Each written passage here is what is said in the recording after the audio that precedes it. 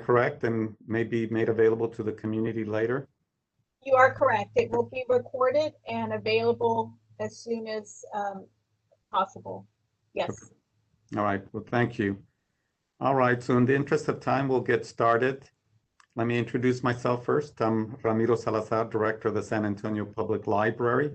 I know that Teresa Myers, Chief of Staff for District 5, is connected with us. I wondered if Councilwoman Gonzalez is connected. Do you know, Jessica? I do not see her yet, but I'm watching out for her. Okay. Teresa, do you mind if Councilwoman Gonzalez is not yet available? Do you want to bring greetings from District 5 as part of the welcome? You are muted, Teresa. Okay. Yes, absolutely. I apologize. I'm having, after I don't know how many months of thinking I finally got the hang of it, I'm having all sorts of communication issues. And so I'm trying to log back on the computer. So I did speak to the councilwoman. We are all looking for this very anxiously, as is the rest of the community. We're really excited to see the status. We hope the community enjoys it as well. And just looking forward to seeing the presentation and hearing everyone's opinions and all the great things that are coming to our neighborhood.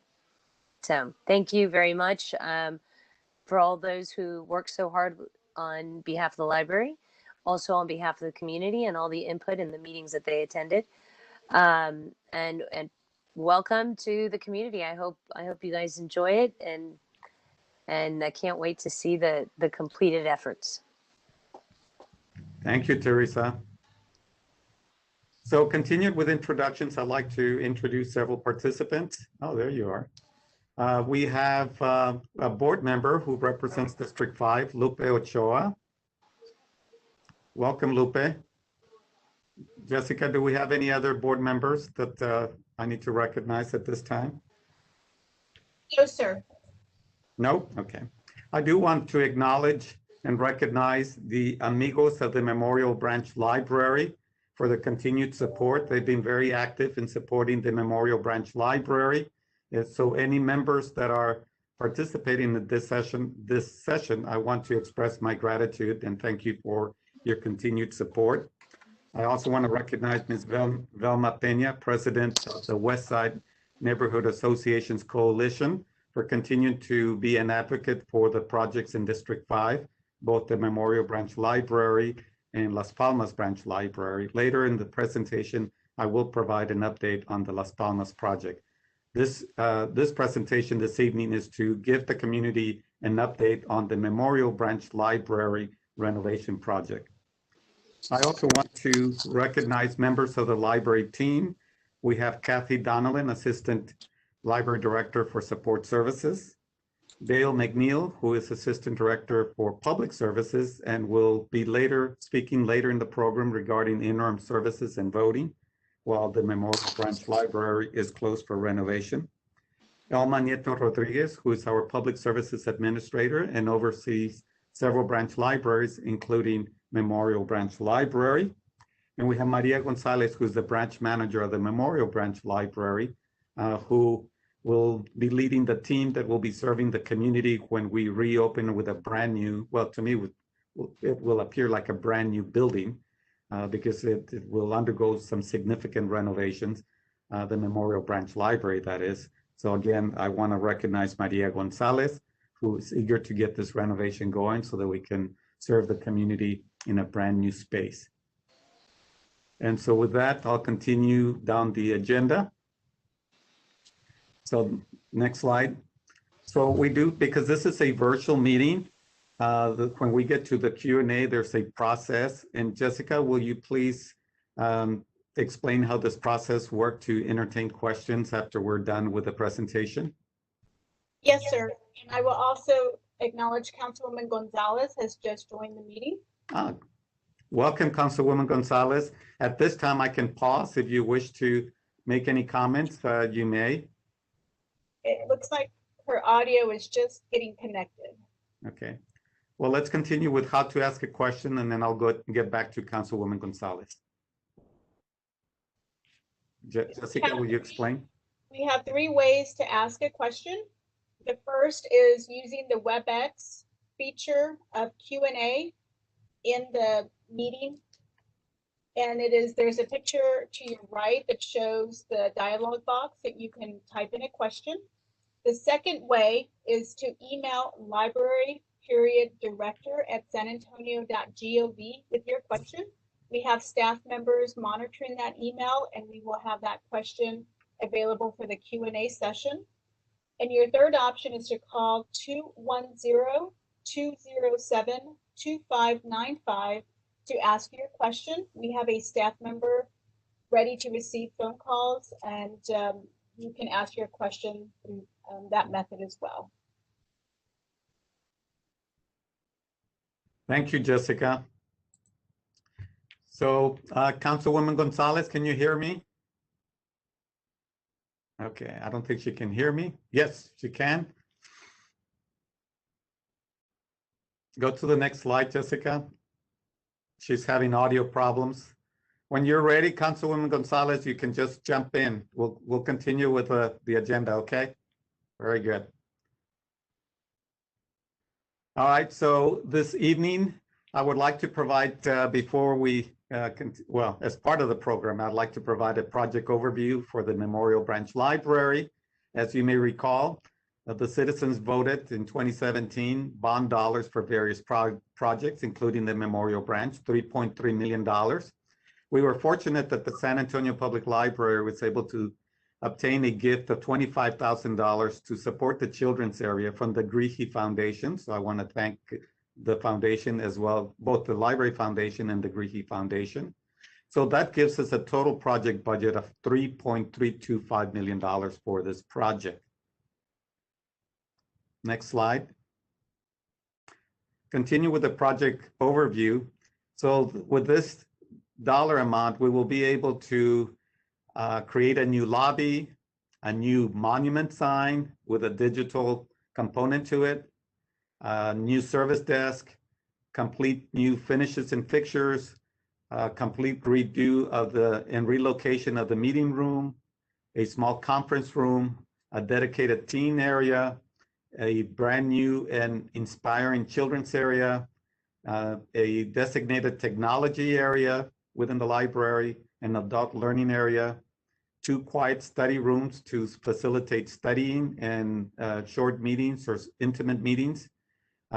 We will also, again, all of this is based on input from the community. One of the things that the community indicated is that because Memorial Branch Library was built and dedicated in memory of military, those that had given their lives in the military, we will be also including a tribute to the military branches, and we will also replace all the shelving within the library. And again, Councilwoman Gonzalez, if you're ready, whenever you're ready, fine. If you're not, I'm going to continue.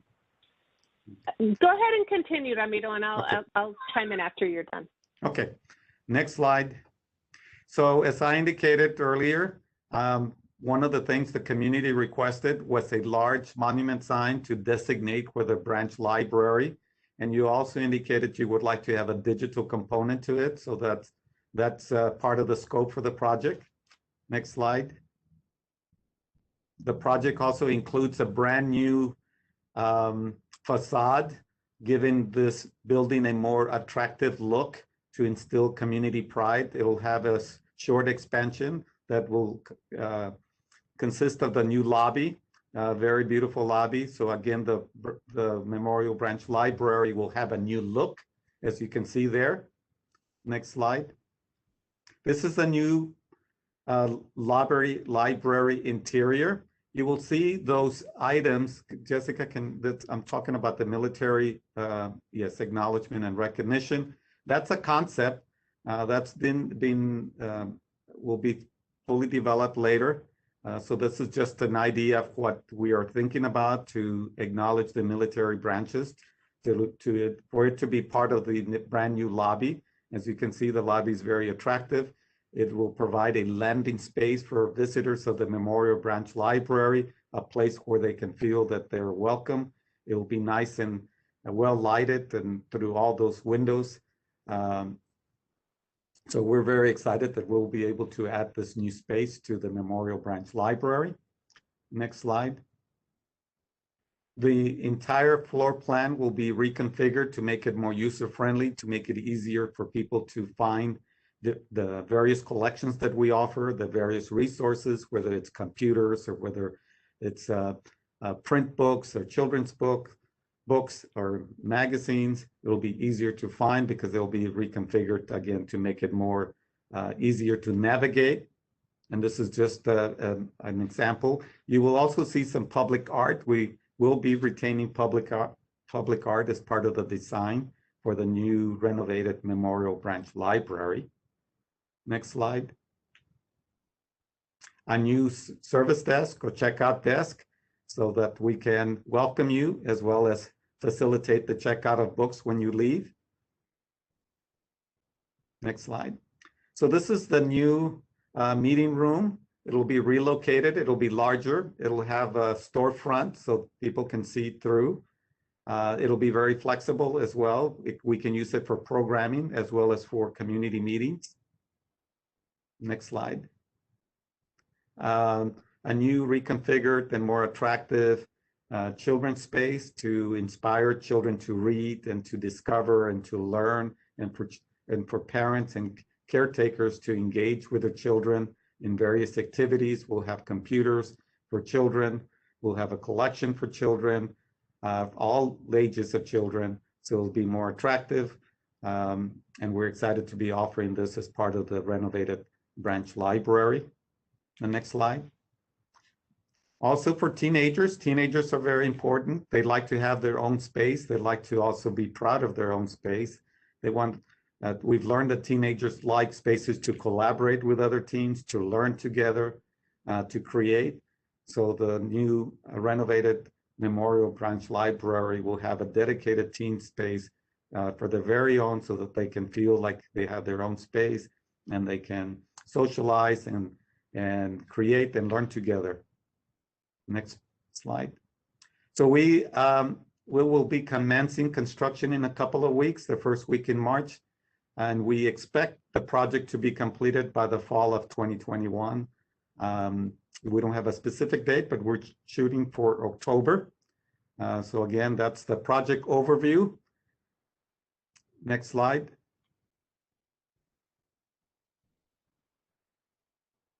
So as we reported previously to the stakeholders and to the community, when the Memorial Branch Library, well, first of all, it has to close to renovate it because we're doing a complete renovation, not only a complete renovation of the existing floor plan, but we're also adding an expanded area to create a new lobby and new arrival space for the uses of the library. So the branch will have to be closed. So what are we going to do to continue to serve the community while the branch is closed for renovation? So at this time, I would like to invite our Assistant Director for Public Services, Dale McNeil, to explain how the San Antonio Public Library will continue to serve the community while the Memorial Branch Library is closed for renovation. Dale? So hello, everyone. Again, my name is Dale McNeil, and I am one of the assistant directors of the library. So what we will be doing for the Memorial Library is essentially providing more or less the kinds of services that you're familiar with now. You can pick up books that are on hold. We'll have Wi-Fi. People can get a new library card. When we say take and make here on the slide, what we're talking about, you may, or your children or your neighbor's children may have come by the Memorial Library and picked up a sort of craft in a bag that they can do at home. We'll continue to do that. We'll continue to make it possible to return books and movies and so on that you've checked out. We'll be doing this on site as long as possible. We're hoping that we'll be able to figure out a way with the contractor to do this the whole time on site. When we start off construction, you won't really notice anything too much different. And then in a few weeks, we're going to be doing this through a vehicle called Library on the Go, That's a 35-foot long vehicle that will make it a little easier for the staff and make it easier for them to provide a little more services. As you can imagine, the time may come in the construction, because you saw there is actual construction added to the front of the building. The time may come that we're not able to park this 35-foot vehicle in the parking lot of Memorial Library. If that time comes, then we will probably be at the West Side Family YMCA, which is about 1.5 miles away. They have generously offered to host us if needed. We know 1.5 miles away is not convenient. So we certainly appreciate their generous offer, but we're going to try to use it not at all or as little as possible, because we know it's easier just to come to the familiar place at the library. Generally, when we provide interim services, it's a very limited number of hours. So I want to highlight that we will be providing 30 hours a week of service, 5 days a week, with an evening, with a Saturday. The reason we're doing that, and we haven't for other neighborhoods, is that the Forest Hills Library is going to be closed longer than we had anticipated. Because of damage in the winter storm, and also damage from this winter event, is the reason we're not starting off with the vehicle right away at the beginning. So I'm sure all of us, in some way, our lives were affected by this winter storm event. So I'm sure you can understand that, things that we were expecting, a couple weeks ago, some of them changed. But I think the nice thing for the community that uses the Memorial Library is that, as soon as this was suggested to the staff of providing more hours, Maria and her team were really excited to offer this suite of hours, and I think that will be really helpful to the community. We heard from you all that you want to make sure that children in the neighborhood, your children or other people's children, have the opportunity to take part in summer reading activities, and that is definitely something that we are planning right now. So those are going to be the kinds of things that we'll be doing. Now, this right now is based on the current guidelines for responding to COVID-19. So of course, as those guidelines may change, and hopefully, we're able to do more, as the time progresses, then we would maybe add additional services. I just don't want to, say what we'll be able to do, because we don't really know for certain. But I just wanted to add that this is based on the current risk level warning in the city of San Antonio and Bexar County regarding COVID-19. The other thing I want to just mention here briefly is we know there's a lot of concern about voting location. And the San Antonio Public Library is very happy to work with Bexar County Elections, and always we offer our sites to Bexar County Elections. As probably a lot of you know, a lot of voting locations in Bexar County are public libraries. In this particular case, since we are going to have to be closed during an election, we are continuing to work with them. They have made an agreement with Memorial High School for election day voting. However, for early voting, the high school does not believe they can accommodate early voting with COVID-19 protocols in place. So Bexar County Elections is still working on finding the right location for early voting. The library doesn't really control that. We're just happy to work with Bexar County Elections on the voting sites, but I can confirm that Memorial High School will be the election day voting location. So that's what I had to say at this time. Obviously, we will have questions and answers later in the presentation. Thank you. Thank you, Dale. I've been advised that we have Okay. another library board member, Josie Martinez, who represents District 3. Welcome, Josie. Thank you. And Ms. Velma Peña, President of the West Side Neighborhood Associations Coalition. Welcome, Ms. Peña. And I believe someone wanted to say something. Oh, I'm ready now, Ramiro. Okay, Councilwoman Gonzalez. Hi, everyone. I'm Shirley Gonzalez, Councilwoman for District 5.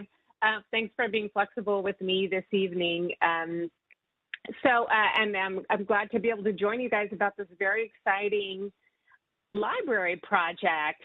You know, I have been able to see many people on the call this evening, and it really was a community effort. I think, and I really want to thank you, Ramiro, and your team, Dale, and all the people at the library, including the organization that helped us do some community input. I think it was a third party, if I remember correctly, Ramiro, that, or did y'all do it all in-house, all the feedback? Was it all the library team? Yes, for this project, Councilwoman Gonzalez, it was all the internal resources. But as you are talking about it, reminds me, and I'll talk about it when I give an update in Las Palmas, that the third party that's doing that master planning that includes Las Palmas. Well, I think, you know, y'all did a great job of interpreting the community's needs and putting them into the physical spaces. It really is very beautiful. And I know, you know, we're looking forward to being able to utilize the site as soon as it's open because, you know, I know that y'all have paid a lot of attention to children and teens and, of course, all of the users of the library. So thank you for doing that and for the whole team and on all the community people that really gave a lot of input. People have a lot of input about our libraries. I really do feel like of all of the different projects over the years that I've been involved with, the one that seems to get the most participation is libraries. So I think that would be curious as to, is it just really a very meaningful space for people? And we know that people feel comfortable at libraries. And I, you know, I think it's welcoming for everyone. So I almost think that would be its own curious study about how is it that we get so much more participation in libraries than we do for other projects. So thank you guys for putting this together, and I'll be standing by listening as much as I can. Thanks, Ramiro. Thank you, Councilwoman Gonzalez, and thank you for your continued support of public libraries. You have always been a champion for libraries, and we greatly appreciate it. So next slide, Jessica. So I felt that this community would also be interested in knowing what's going on, and where are we, and what's the status of the Las Palmas Branch Library Bond Project.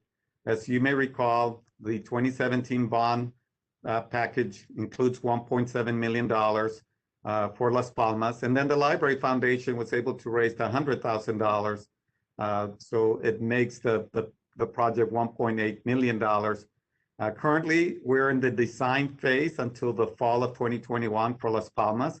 We expect to commence construction later in the fall of 2021 until spring 2022. So we're excited also to be bringing this project to you. Just very quickly, the project scope will also include a new digital monument sign, a large one, so it can mark the space for the library, improve service points for customer service to make it more customer friendly and easier to navigate, and improve children's area with technology enhancements, a redesigned shared meeting space, and a collaborative space as well. And the community also asked that we shape the area so that we can utilize the what I'm going to call the plaza, that round area. So the project includes shading for that, so we can take programmings outside, and we can also host community events, so they don't have to be out in the hot sun. They'll have a covered and shaded area to provide activities and sign up people to vote and so on. Of course, we're going to renovate the restrooms and the lobby, and we're going to reconfigure the collection to make it more accessible. The architects for this project is 7th Generation. Again, we're currently in the design phase. So I just wanted to give you a brief update regarding Las Palmas Branch Library, because I know the stakeholders, this group is interested in that project as well. So next slide. So I'm going to ask Jessica to again share with you the process to ask questions. And again, as I indicated earlier, this session is being recorded, so it will be made available for those individuals that did not have an opportunity to participate this evening or had problems connecting. So we will make the session available to them. So Jessica, can you please share with those that are connected on how to ask a question? Good evening. We have 3 ways to ask a question. The first is using the WebEx question and answer feature. And there's a snapshot of the feature on the screen right now. You can type your question into the WebEx feature. The second way is to email library.director@sanantonio.gov with your question. We have a staff member monitoring that email account right now and can quickly capture your question so that we can read it out loud. The third way is to call the library at 210-207-2595. And we have a staff member ready to answer your phone call and relay your question. And these 3 options will remain on the screen so that you can utilize them as you need to.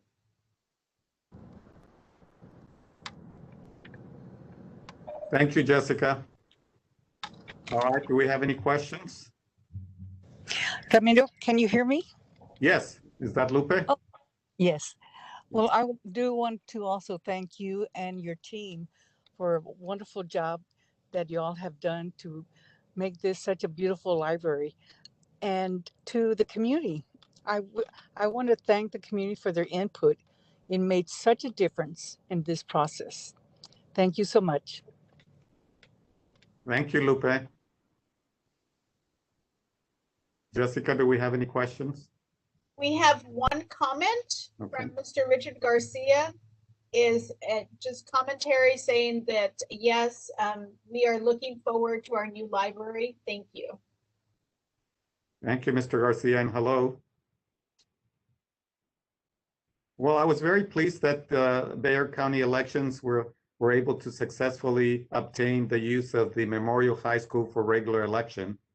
So I think that was something that Councilwoman Gonzalez and her staff also worked on our behalf to advocate for the Memorial High School. So that will make it convenient for the users of the library who are used to voting there. Of course, early voting, I'm sorry that didn't happen, but hopefully Bexar elections will find a spot or space located not too far from the library. But I just wanted to acknowledge that it was a team effort working with the District 5 team and Councilwoman Gonzalez to make sure the high school was available for regular voting. Jessica, do we have any additional questions? No, sir, we do not. Okay.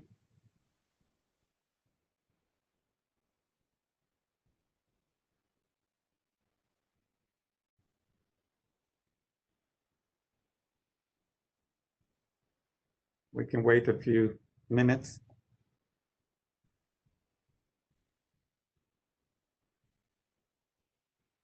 Ramiro, I have a question. Yes. This is Shirley. Maybe it'll spark some other questions. Mm-hmm. One of them is, regarding the different services and technology. Yeah, you mentioned that I think in the opening remarks. But for example, today my children got to witness a conversation with a Black astronaut, woman astronaut.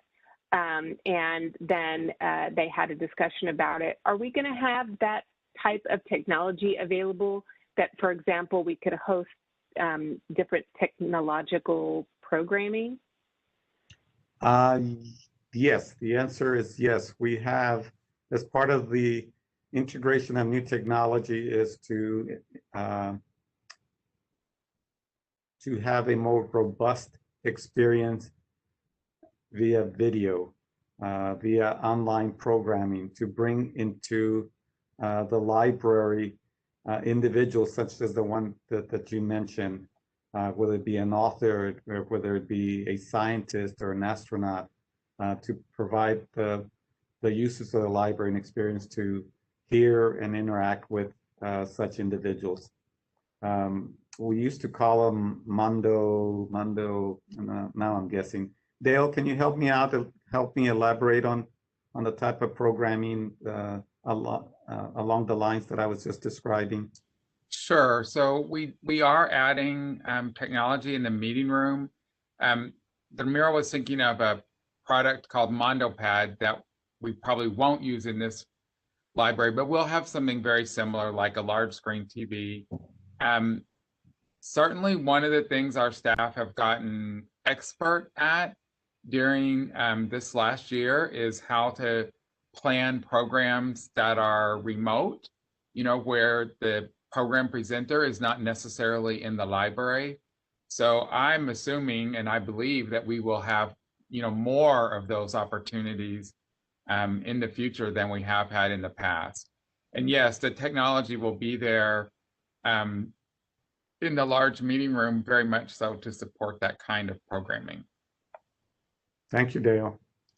Great, thank you. I also heard a wonderful story on NPR about a woman, a Tibetan woman, or maybe she was in the United States, but now I can't remember the story, but it had something to do with doing book readings in different languages.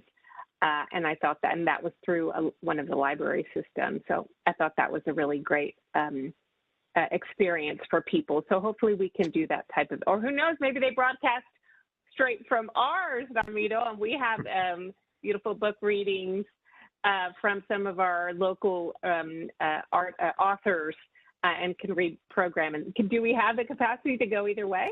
Yes, well, we have a lot of talent in San Antonio, not only in the literary field, but many actors, so many in cinema. Yeah, we have many inventors also here in San Antonio. San Antonio is full of talent.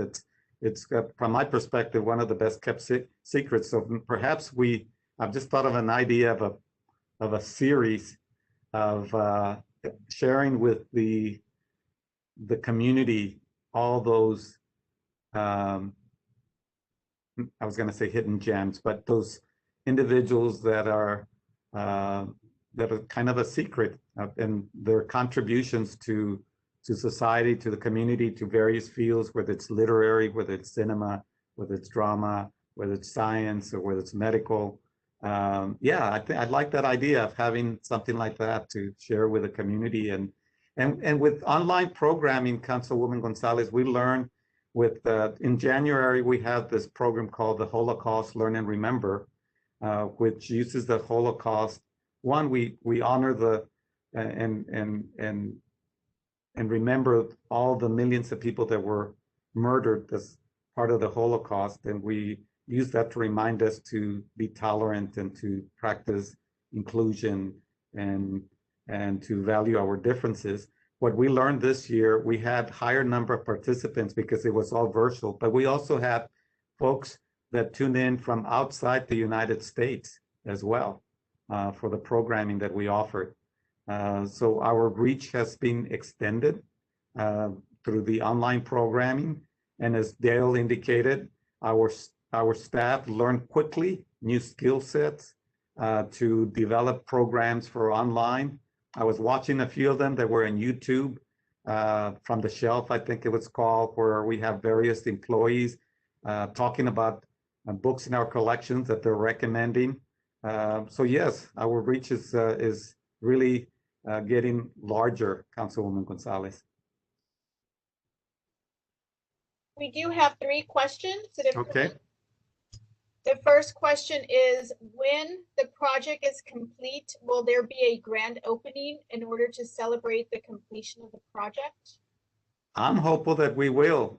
I believe that by the fall, we will be able to gather. We may still practice some protocols, but for example, we may continue to wear a mask, but I think it'll be easier to have an actual physical grand opening. And of course, we will invite Councilwoman Gonzalez to be part of that ceremony because she had a lot to do with the project being added in the bond program. So yes, my plan is, I'm very optimistic that we will be at a point of having a physical grand opening and a nice one too. Okay, Jessica, next question. The next question is, when Memorial Branch Library is closed, will there be extra summer reading kits for Las Palmas? Hold on, but what, can you repeat the question? Because I lost something there. The question is, when the Memorial Branch Library is closed, will the Las Palmas Branch Library offer additional summer reading kits for those children? Got it. Dale, will you please help me with that response? Sure. So what we will do, yes, I anticipate that some families will go to Las Palmas instead of Memorial, and we will have, whatever supplies, programs, craft materials. This is something we do routinely, is if there's more demand somewhere and less demand somewhere else, we do that every summer. And in this case, we would plan for additional supplies at Las Palmas right from the beginning. But let's say more people, want to come by Memorial, we'll respond to that as well. It's a great question. And yes, we absolutely will respond to the need wherever it is. Excellent. Okay, Jessica, next question. This question is regarding the Las Palmas Branch Library. And the question is, what kind of seating will we have outside of the Las Palmas Branch Library? There's a comment saying the concrete is hot and cannot be used during the summer. Well, that's a very good point. We're fortunate that we have a very good architectural firm, and we will make sure, not that we need to remind them, this particular architectural firm is very sensitive and acknowledges that the goal is to provide functional spaces for the public to use, to gather, and obviously they have to be comfortable. So we would avoid any material that obviously would make it less comfortable in the heat and so on. But we will just remind them as well. But that's a very good point. We of course, we haven't completed the design, so I cannot tell you what kind of seating arrangement or configuration, but we want the plaza to be accessible, to be utilized. So we want to make sure we have a combination of amenities that will allow us to accomplish that goal. And there is a comment referring to the library's current online programming through the library's YouTube channel, just noting that there is a lot of content on our YouTube channel for library users. Yes. And there is a question regarding, are there any plans for educational exhibits? As part of our ongoing programming, but we learn, again, I'm going to go back to the Holocaust Learn and Remember. So I was very proud of the staff. We had an exhibit as part of that program, and I wondered what we were going to do with that exhibit. Well, the library team figured out to have a walking exhibit that was located at the Sims Branch Library. So people could, and there was space physically and distance, people could physically see that exhibit and walk through it without compromising the protocols by always keeping 6 feet, at least 6 feet apart. And so I expect that from that experience, we will offer more exhibits. In fact, we're working with ArtPace for Chalk It Up for next fall.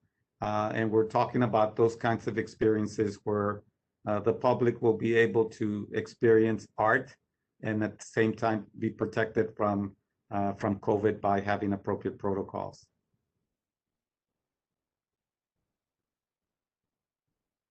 Any other questions, Jessica? Yes, the next question is, will there be a digital marquee at the Memorial Branch Library? Yes, as part of the brand new large monument sign, we will have a, obviously, a digital component to it. And the next question is, will Wi-Fi still be on at the Memorial Branch Library during construction? I don't think so, but I'm going to ask Dale to confirm. So we'll keep Wi-Fi on when we're able to from the building. But during those hours of service that were posted earlier, there will be Wi-Fi, even if it's not available from the building, there will be Wi-Fi available from the whatever vehicle that we have there to provide service. So there will, at minimum, be Wi-Fi during those hours. Thank you, Dale. Jessica, do we have another question? Yes, the question is regarding the Learn at SAPL program. And the question is, will the branches be able to share the literacy programs offered through the Learn at SAPL between branches? So if one location has a Learn Center, will they be able to show that program at another branch? Well, we have a Learn at Bazan, so you mean doing outreach to the other branches. I'm going to ask Dale to respond to that question. So at the present time, we're not, as I'm sure you all can understand in this fiscal environment, we're not going to be adding any staff positions to Memorial, but we are thinking about exactly this. What would be, not will we, but what would be the best way to increase the opportunities for adult learning? And I want to be clear, adult learning is not only basic adult education, but it's also, you know, job search strategies for someone who maybe has a job they like, but they haven't looked for a job in a while and they want to do that. Or someone who wants to learn a new skill, or someone who wants to go to graduate school, along with, you know, basic education, pre-GED, GED, citizenship, ESL. But my point is that adult education is more than just those basic things. So what we're strategizing right now to think about what is the best way to take advantage of the four, what we call training officers, the people like the one at Basan, who have that real expertise, and how can they share it more broadly among all the libraries. We will have that nice space there in reconfigured Memorial. So I think there will be definitely opportunities. I just don't know exactly how we're going to do that, but I can say that we will, and that yes, there will be opportunities. So that the short answer to the question is yes, and the longer answer is we want to do this and do it well. Thank you, Dale. Okay, Jessica, any additional questions? Yes, trustee Josie Martinez submitted a question. She was having some audio difficulties. She just submitted a comment just to say that she is thrilled regarding the Memorial and Las Palmas libraries, and to see the community join the meeting. And she thanks the library staff for all that they do to continue the uninterrupted service. Thank you, Josie. Thank you for your comments. Jessica, do we have additional questions? There is no other questions. There's just one final comment regarding the marquee that says, good for the marquee at the Memorial Library. The community would greatly benefit from the marquee. Agreed. We listened to the community and we responded. All right, we'll ask Councilwoman Gonzalez if she has any closing remarks. I don't want to put you on the spot, but I thought I would ask you. Thank you. No, we always want to be on the spot, Ramiro. Thank you so much for the discussion. We're so excited about our library. So we're looking forward to that, and looking forward to seeing each other again in person. And I guess I'll just end with that last question. I mean, do we have any idea when we might be back? I know, of course, we're taking our cues from the mayor and the city manager, but last I checked, we were at 7.9% positivity rate. I know we wanted to get down to like 5. Is there something that might trigger us to go back to in person so we can visit our library in person? Well, it's the risk indicator that the city has. And it's interesting, Councilwoman Gonzalez, I was having a team meeting, I think it was today, and I mentioned you, but you had asked me several times already, when are we going back, that you're anxious to get the public back in our libraries, and we are too. I think we're getting very close, but we don't have any word yet from the authorities, from Metro Health, as well as city management. But I feel that we're getting very close to that point where we will be able to introduce, right now we're in phase 3, that we will introduce phase 4, which will provide a little more access to the collections. But I don't have a date right now. I just feel that we're getting close, but we're not there yet. No, and of course we want to keep everybody safe, our constituents safe, and also all of the library staff that have been, putting themselves, and being flexible as well, because we know that other libraries staff went and did other jobs during the pandemic, including contact tracing, and they really served as needed. But I also feel like we're getting a little bit better at the distancing. We're getting better at wearing our masks all the time, and I think we're adjusting well, and so I feel like it's time to at least try, perhaps even if it's at capacity or something like that, and you have your capacity. We open at 25% capacity or 50% capacity or however, but I feel like we've learned a lot, and I hope to get back to it soon. I know the community wants to get back, and certainly I hope to see everybody physically very soon. So thank you. Thank you for hosting us, and thank you everybody for participating in the meeting this evening. Thank you, Councilwoman Gonzalez. Thank you. And with that, I want to thank all the participants who joined in. Again, I want to remind everybody that this session has been recorded, and we will make it available to the community for those that didn't have an opportunity to join us this evening. So thank you again for your participation. Thank you for your comments, for those that submitted comments and questions. Thank you for your continued support. Thank you to our 2 board members, Lupe Ochoa and Josie Martinez, for joining us. And thank you, Councilwoman Gonzalez again, and Teresa Myers. I look forward to having a conversation. Thank you all. You all have a good evening and be safe. Thank you.